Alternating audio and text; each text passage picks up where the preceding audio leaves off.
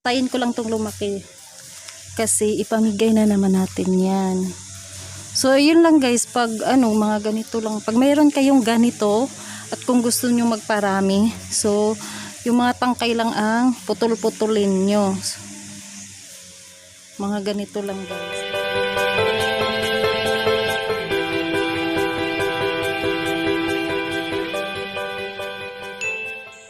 Hello everyone, it's me again, Yura, and welcome back to our YouTube channel. For today's video guys ay magpropagate tayo o magpaparami tayo para pamigayan.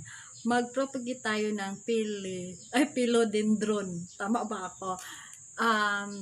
Moonlight dwarf. Ano lang to siya, guys, maliliit lang to. May nakikita ko guys nito, pag ganito lang kaano na may mabibili kayong 750, hindi ko lang ewan ko lang ngayon kung magkano na. Pero ang malaki dito ay umabot ng 1.5. May nakita ko dun sa group namin. So, ngayon guys, ay magpaparami tayo para mabigyan ko kayo yung nandito muna sa malapit sa amin ha. Kasi mahirap nga mag-shipment guys at hinahanapan ng permit.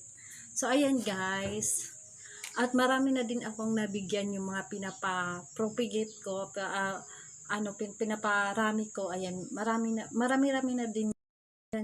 At yung nasa mga malalayo na hindi ko pa nabigyan guys, pasensya na kayo ha. Wag sana kayo magtampo kasi mahirap talaga mag-shipment at hinahanapan niya ng permit.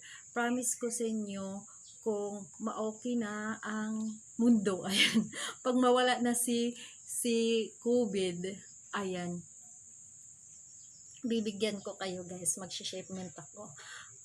At kamag-anak to siya dito. Ayan. Shoutout sa ating photos, giant photos to. So, tara na guys, ayan, mag-umpisa na tayo. Ang cute niya. So, ang price nito guys, pag maliit lang siya, 750, ay may nakita ko. Pero pag malaki, umaabot ng 1.5. Isang ano lang yun siya. Pero dito sa atin, libre lang yan. Tara.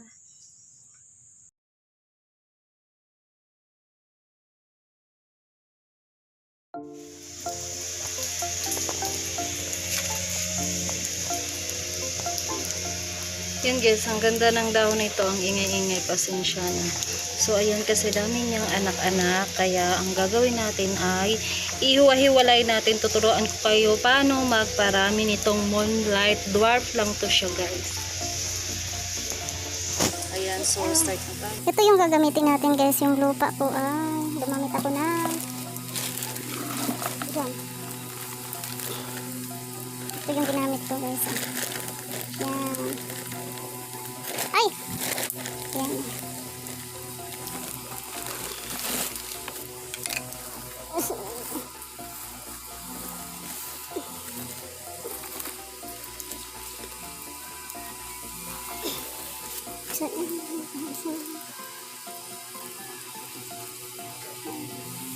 So, bawasan natin ng ugat.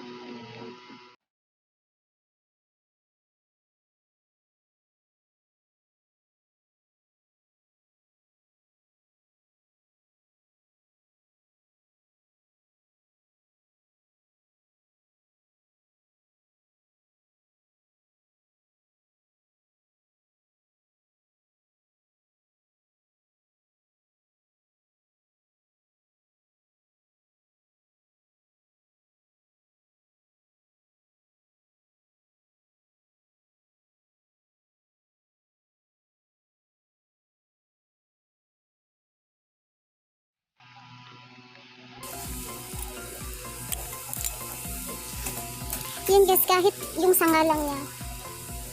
Dininisan lang natin ito ha. Para yun siyang aglo ni guys. Kahit sa sanga lang ay maano na siya.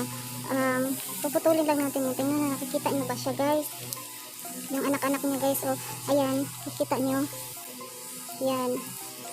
Kahit na sanga lang yun siya. Yan. Itong gagawin natin guys ay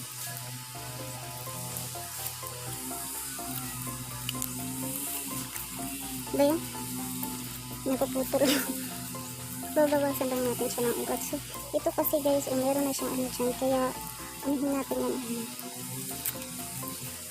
Yan, tapos, ayan. Ayan siya guys. Kaya, itsura natin. Yan siya. Dami niya mga anak. Kahit ito lang siya guys, itatanim nyo, mabubuhay yan. Kasi mag-aanak po yan siya. Para din yun siyang aglonema. Ang aglonema din, ganyan din. Pag mag-propagate ng aglonema, mga ganito lang guys, mga sanga-sanga niya ang kinakat-kat namin. So, ayan. Ito, tatanim natin yan. Bawasan lang natin ng ugat kasi para pagtanim ay hindi siya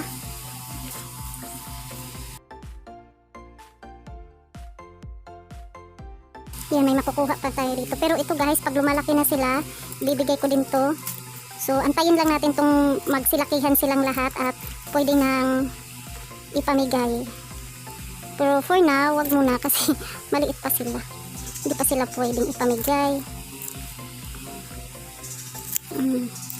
So, yan, meron tayo. Pakita ko sa inyo yung aglonema ko guys. Yung tinanin kong aglonema.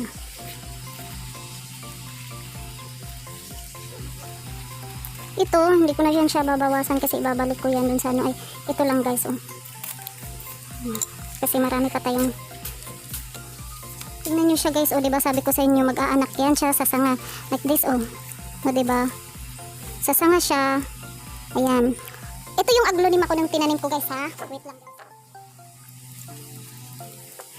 Naalala nyo ba nagtanim ako ng aglonema, yung kinat ko siya by ganito. So ito na siya guys. Maliit lang yan siya, tumutubo lang yan siya. So iyan na yung ito na yung ano niya, silo niya at mag-aanak-anak pa yan. Diba? Antayin ko lang itong lumaki. Kasi ipamigay na naman natin yan. So yun lang guys, pag mga ganito lang. Pag mayroon kayong ganito at kung gusto nyo magparami, so yung mga tangkay lang ang putol-putulin nyo. Mga ganito lang guys. At dadami na yan. So ito siya, kasi meron pa siyang pwede pa yan guys. Bawasan lang natin to. Yan. Mabubuhay pa yan. At ito naman ay hindi siya, pwede siya indoor, pwede rin siya outdoor at hindi siya mahirap alagaan. Kasi ito kasi nasa labas lang namin siya nilagay. Ginawa namin pang dun sa landscape. Kasama ng mga snake plant. So ngayon, bawasan lang natin ng mga guys. Ito muna to siya.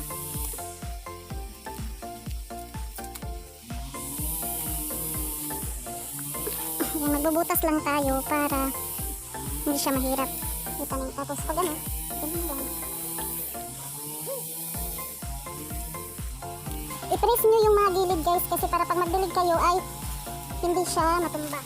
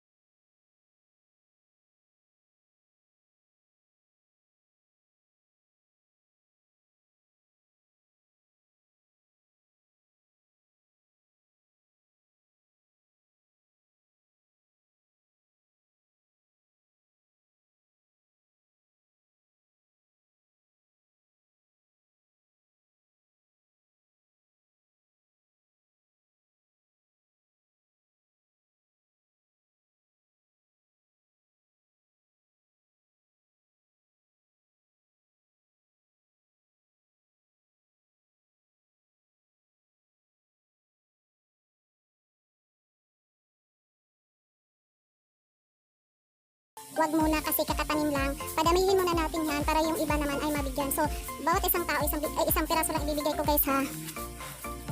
Ayan, gaganyan lang natin guys.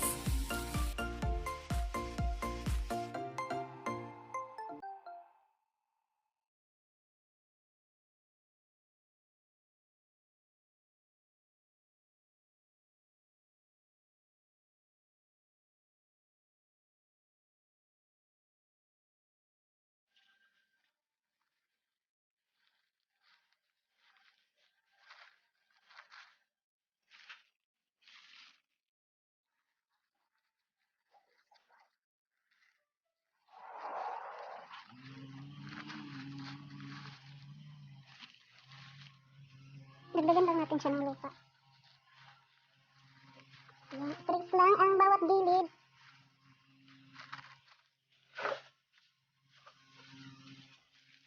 At kulang yung lupa natin. Guys, pagkatapos nito ay ating diligan. Diligan natin kunti, tapos kasi ilalagay ko muna siya dyan sa umuulan ngayon. Kaya kunti lang muna ilalagay ko kasi hayaan ko siya dyan sa ulan. Basta pagkatapos nyong magtanim, diligan nyo guys. At ayan, sisi kung nanonood ka, ayan oh, yung tinatanong mo sa akin, yan ito yun siya, bilong yan siya ng mga snake plant, pero nandito pa rin yung iba. Yan siya. Magpaparami din ako nito. Magpapaugat muna ako sa, ang tawag niyan, sa dahon. Papaugatin ko muna to sila para ipamahagi ko naman. Ayan na guys. Thank you for watching. Bye bye.